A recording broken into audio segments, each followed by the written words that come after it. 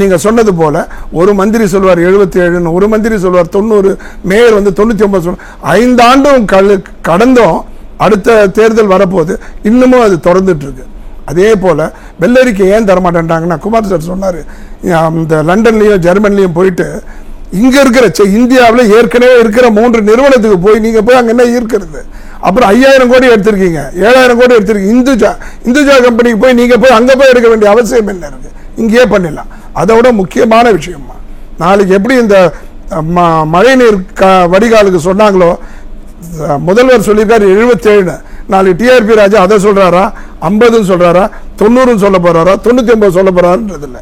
இவருடைய ஜிடிபி வாக்குறுதிகள்லயும் இந்த குழப்பம் இருக்கு, வடிகால் பணியிலையும் குழப்பம் இருக்கு. நீங்க சொன்னீங்க, நீங்க 105 சொன்னீங்க இல்லையா வாக்குறுதி, அதுலயும் அவங்க என்ன பண்ணுவாங்கன்னா, தயவு செஞ்சு புரிஞ்சுக்கோங்க, 50% மேல பண்ணல.